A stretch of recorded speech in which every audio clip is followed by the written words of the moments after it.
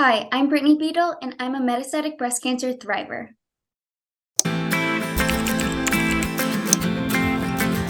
I grew up in a small town, very close with my family, great group of friends, and I had so many different dreams growing up.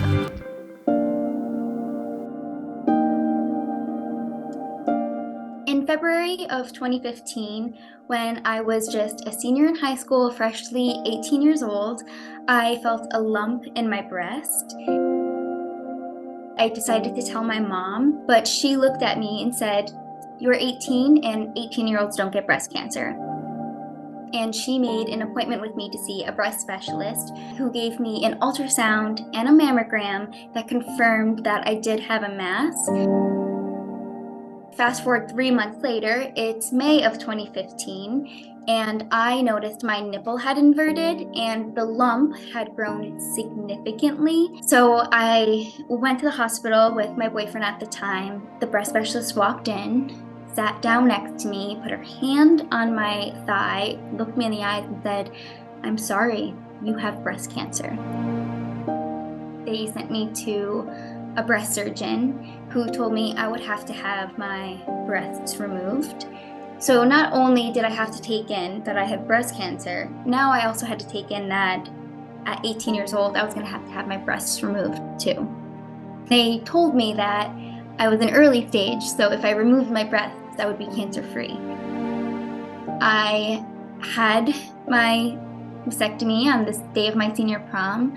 My best friend came to visit me. She was in a beautiful prom dress, her hair up and curled, and she was looking stunning, but I was in a hospital bed in a hospital gown with my breasts removed. Nothing but scars, blood, and bruising. But to me, it was worth it because they told me they had got it all and that I was cancer-free. But then a month later, I had a PET scan, and that PET scan showed that it had traveled to my bones and my liver, making me stage 4. And that one was really hard for me to take in.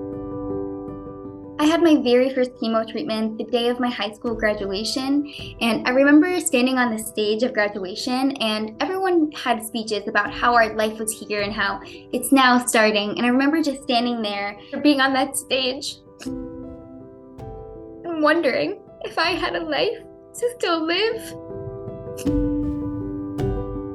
At that time, I didn't know if I did, and I was just so scared, and it was just so unknown, and my life was just supposed to be starting. I was just supposed to be starting my future, but I didn't know if I had one to look forward to.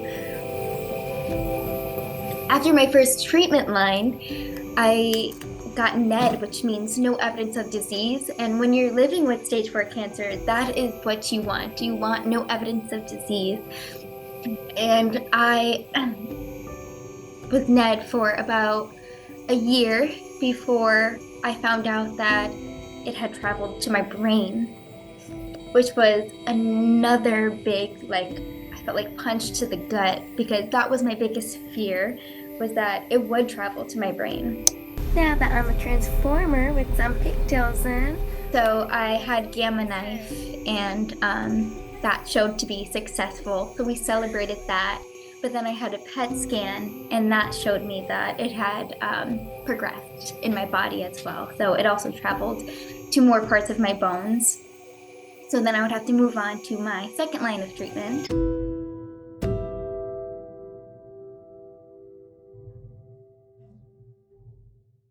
Though I face adversity, I have love and joy to cope. So on this day I celebrate and ring this bell with hope.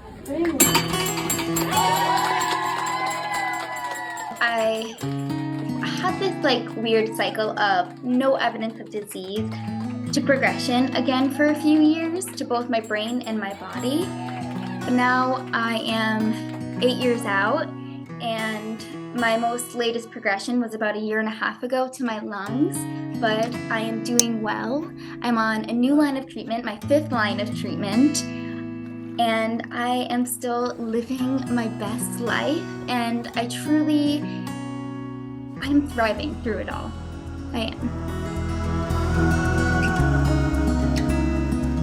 I'm engaged now, and I want to have babies and get married, but unfortunately, very little funding goes into metastatic breast cancer, even though if we have more research for stage 4, it benefits all other stages. If you have more treatments, more understanding of breast cancer, and possibly a cure, that's good for everyone who is diagnosed with breast cancer, especially the people who are living with stage 4 breast cancer like me, because that will give us more time, more laughs with our loved ones, more experiences in this beautiful life. It's okay to be scared. It's okay. As long as you're feeling what you need to feel, I find my light from within. You know, whether I have bad news or anything going on in my life, I always have this feeling that I call love. Because that's who I am as a person. And it's always telling me that I'm going to be okay. And so I choose the love over the fear, the fearful thoughts. So I say, do everything you love and enjoy, and reach into yourself and find that inner peace that we all could have while living with this disease, and just live your life. I am feeling rich. I'm creating it within. I am feeling abundant. I am creating it within.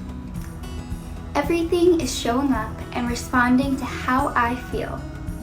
I am choosing to feel what I want to experience.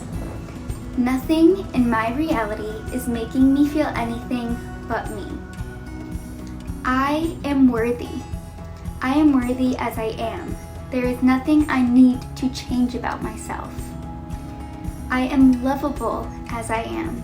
I don't need to prove I am worthy of love.